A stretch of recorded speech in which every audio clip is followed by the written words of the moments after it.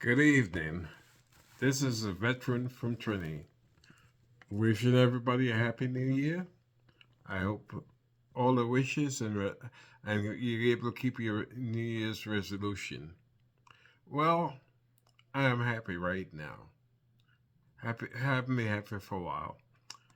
And the reason I'm happy is a little while ago, President Biden signed the Social Security Fairness Act.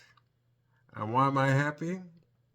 I'm one of those 3 million people that is going to be affected by it. The story is I spent almost 22 years in the military.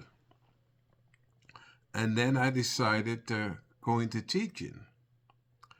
And I went into teaching. I served for 22 years in the El Paso Independent School District here in El Paso. And when it was time for me to draw my Social Security, because I drew at 66, I lost money because I didn't have significant 30 years of Social Security collection. So I lost some money. I lost about $370 per month. And now, with a bill that was spearheaded by Susan Collins and Sherrod Brown of Ohio, this stop the thievery.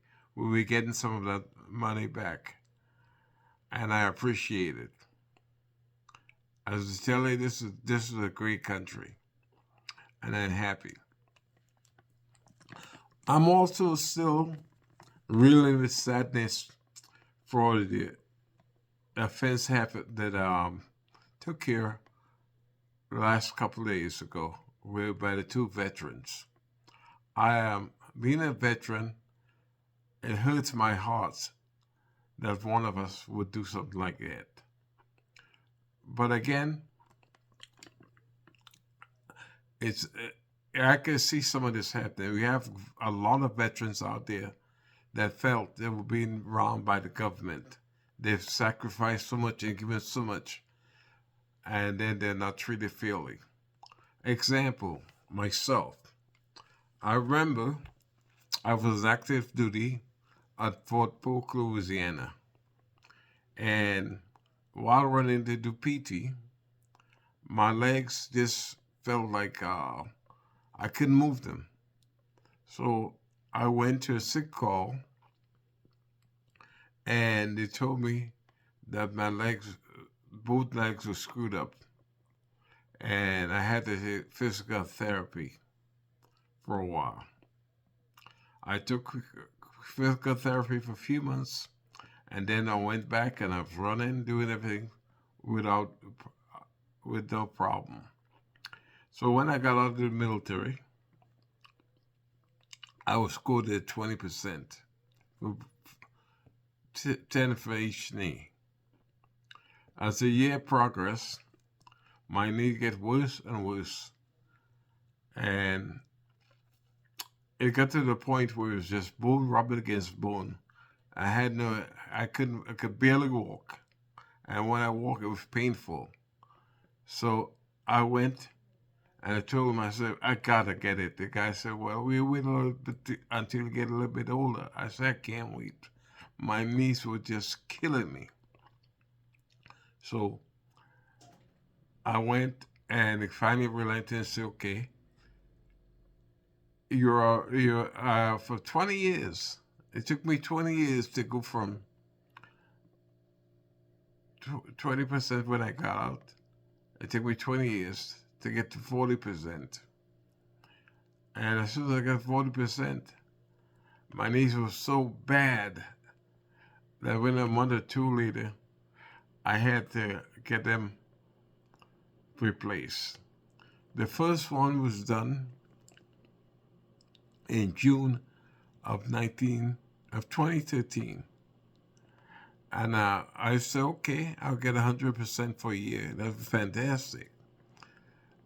But I couldn't wait for a second. After 6 months, I said, you guys got to do the next scene. It was killing me. Whenever I walk, I could, so I would cry. It It was so bad. I would cry. It got to the point where I would cry. And the doctor said, "Oh, it's not, you're not really ready." I said, "You don't know the pain I have to go through." So I finally persuaded them to do the operation. And so 6 months later, I did the second knee. Right. It, oh my God. So they put me at 100%. So about a year and a half, I was to 100%.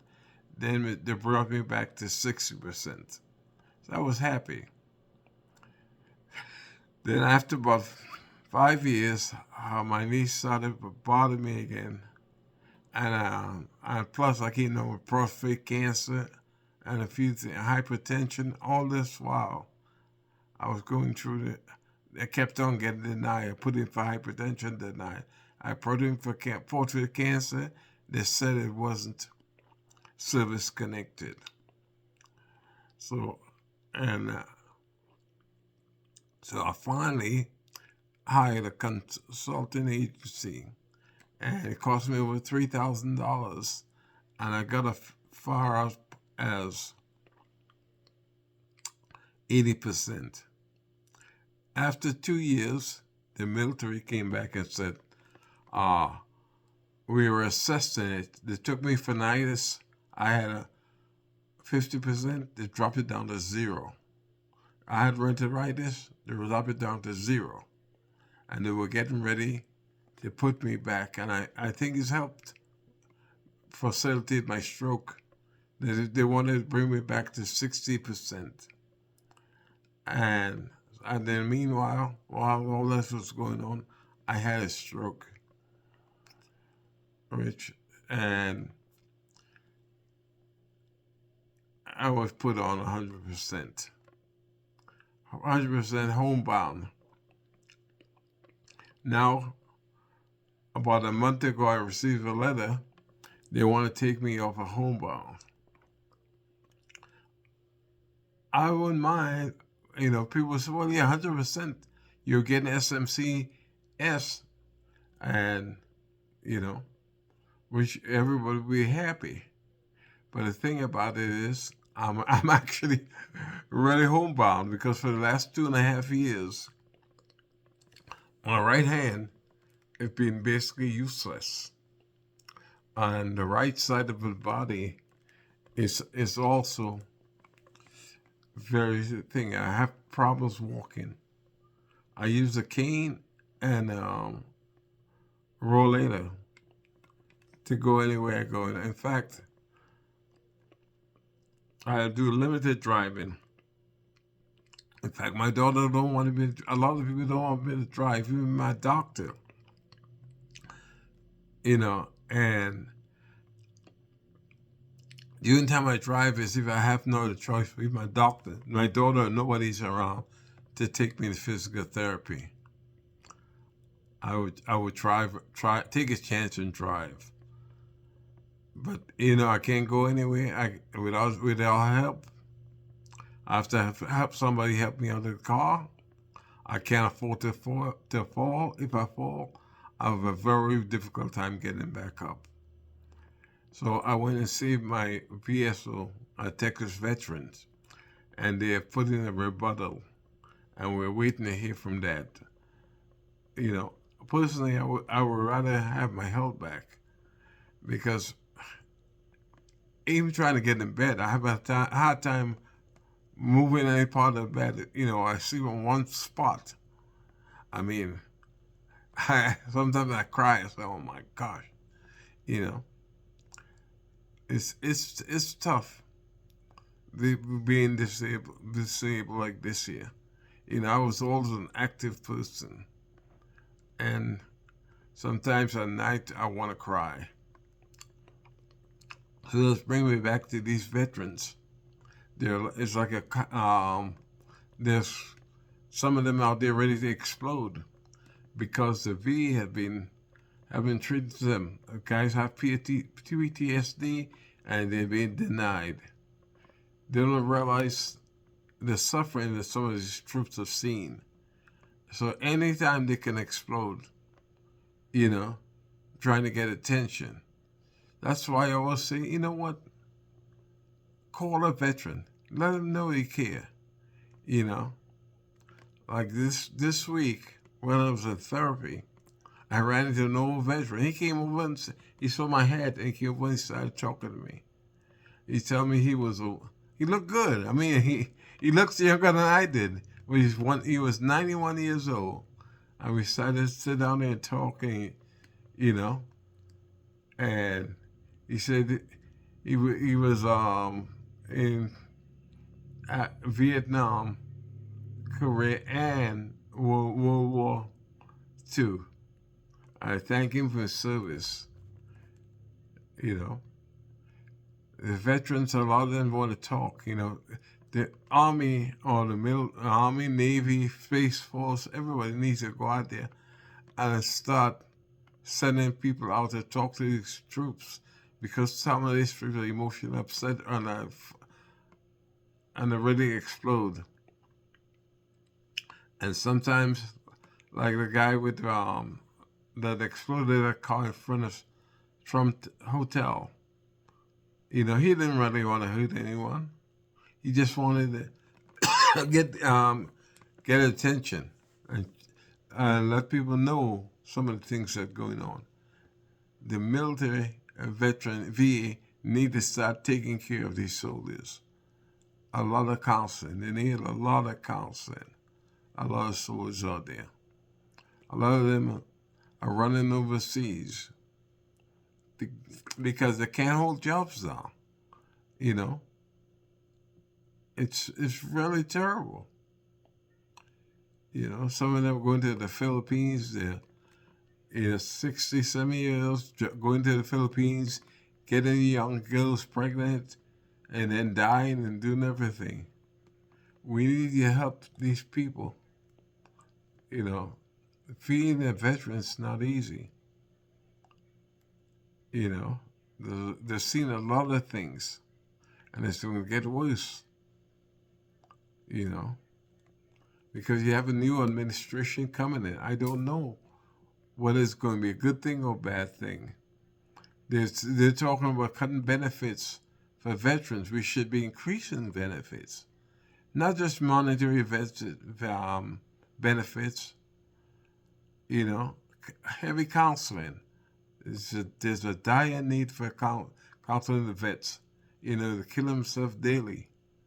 And a lot of guys say, you know what? When I go, I'm going to take a few people with me. And that's it. They're saying, me personally, I enjoy living. I enjoy being a vet. And my job is to help as many people as possible. When you help people, you feel good about it. Every day I go out to try to help somebody. Whether I know them or not, I feel good.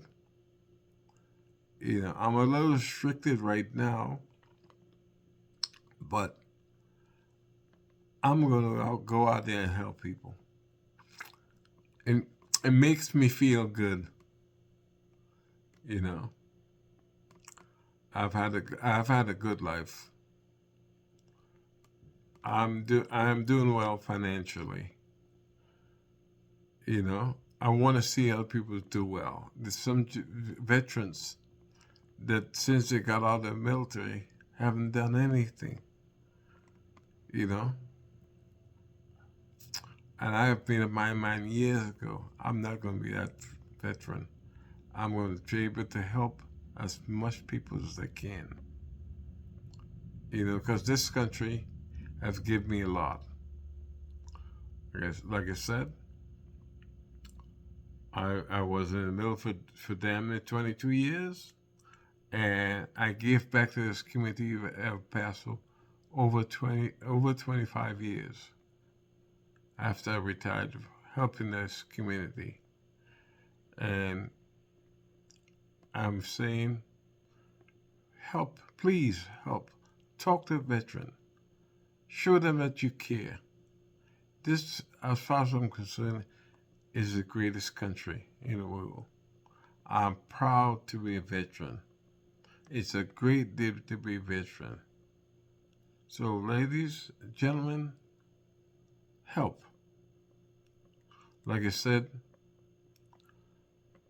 I'm not making any money with this channel. I enjoy doing this. But if I have enough subscription and I will be able to help financially some of the community centers and towards the veterans. I make enough money for me and my family. I wanted to be able to help. So if you want to join me, again, I'm the veteran from Trinity. Please subscribe. It costs you nothing. A subscription and a like would go a very long way.